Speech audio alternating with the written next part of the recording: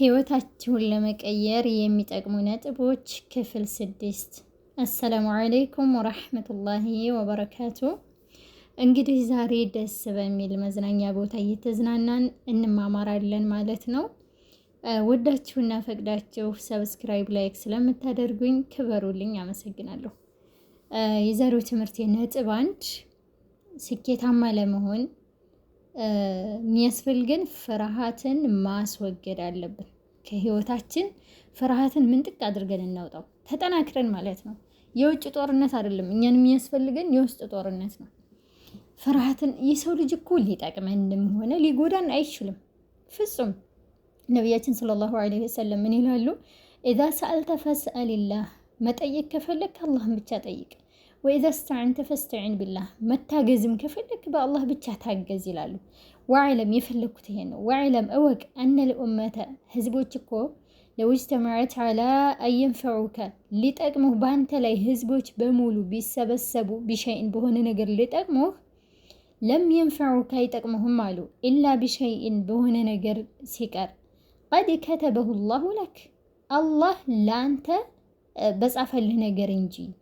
ሰዎች ሊጠቅሙንም ሊጎዱንም አይችሉም። ወለው እጅተመዑ ዐላ አንየዱሩከ፣ ሊጎዱህ ደግሞ በአንተ ላይ ቢሰባሰቡ ቢሸይን፣ በሆነ ነገር ሊጎዱህ አስበው፣ ለም የዱሩክ፣ አይጎዱህም፣ ኢላ ቢሸይን፣ በሆነ ነገር ሲቀር፣ ቀድ ከተበሁ ላሁ ዐለይክ፣ አላህ በአንተ ላይ የጻፈብህን እንጂ።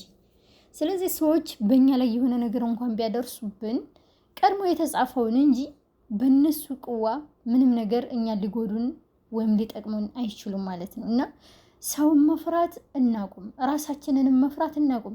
ማለት ራሳችንን አናምነውም፣ የሆነ እንፈራለን አዲስ ነገር ለመጀመር። እኔ ራሴ ስለማቀው ስላለብኝ ነው። እና ፍርሃትን እናስወግድ እላለሁኝ። ሁለተኛ በቃ ህልማችንን እንመነው። ግብ አለን አይደለ?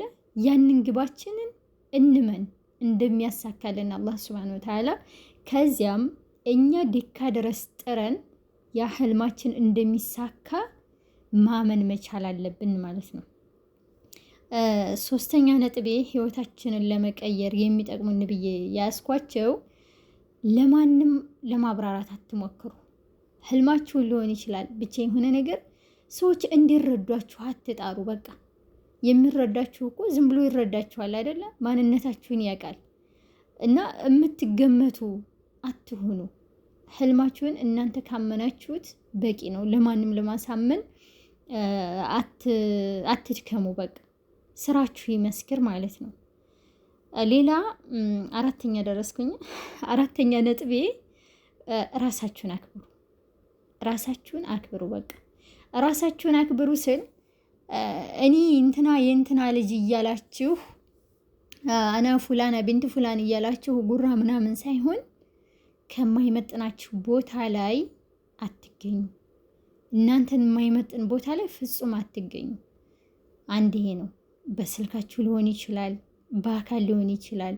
ነገ ጧት እኮ ትልቅ ህልም አላችሁ አይደለ? ትልቅ ህልም ያለው ሰው ደግሞ እሱን የማይመጥነው ቦታ ላይ አይገኝም።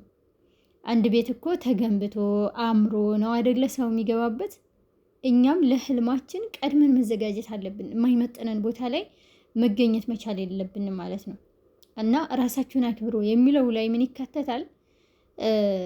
ለራሳችሁ የገባችሁትን ቃል ተግብሩት። ይሄ ነው ራስን ማክበር ማለት። ሰዎች እንዳከብሩን ከመጣራችን በፊት እኛ ራሳችንን ማክበር መቻል አለብን። ዛሬ ይሄን ያክል አነባለሁ፣ ይሄን ያክል ቁርአን እቀራለሁ፣ ይሄን ያክል እማራለሁ፣ ብቻ ያስቀመጥነው አለ። ምንም ይሁን ምን በቻልነው አቅም ትንሽም ሊሆን ይችላል መተግበር መቻል አለብን። ስለዚህ እኛ ለኛ የገባነውን ቃል ምን ማድረግ አለብን? መሙላት አለብን። ራሳችንን ማክበር መቻል አለብን። ክብርን ምጎሳን ከማንም አንፈልግ። እኛ እኮ ዓለም ነን እኮ ውስጣችን ያጀማ ወላሂ። እኛ ካወቅንበት ህይወትን በመመልኩ እንደሚኖር እኛ ራሳችን በቂ ነን። ሰው አያስፈልግም። ከሰው ሙልጭ ብላችሁ ወጡ እያልኩ አይደለም፣ እንደምትረዱኝ እርግጠኛ ነኝ። ግን ምንድን ነው አንዳንድ ጊዜ የሰዎችን አድናቆት እንፈልጋለን። እሷ እንደዚህ ናት፣ እሱ እንደዚህ ነው መባለን እንፈልጋለን። ከውጭ በቃ የሆኑ ነገሮች ከውጭ ማምጣት እንፈልጋለን። ከውጭ ምንም ነገር አንፈልግ። ራሳችንን እናክብር። ለራሳችን የገባነውን ቃል እንሙላ። ዛሬ ይሄንን አደርጋለሁ ካልን እናድርግ። እንደው የዛሬ ዓመት ኢንሻአላህ በአላህ ፍቃድ ይሄን አደርጋለሁ ካልን እኛ የምንችለውን እናድርግ። ገብቷችኋል? እኛ የማንችለውን እኮ አላህ ሱብሓነሁ ወተዓላ በቁድራው ምን ያደርግልናል? ያስተካክልልናል ማለት ነው። እኛ ስንንቀሳቀስ፣ እኛ ስንጥር ማለት ነው። ጩጫኖች እንኳን እኮ በቃ ቁጭ ብለው አይደለም ርዝቃቸውን የሚጠብቁት። እና እኛ ሰበቡን እናድርስ፣ በአላህ እንመካ፣ ህልማችንን እንመነው።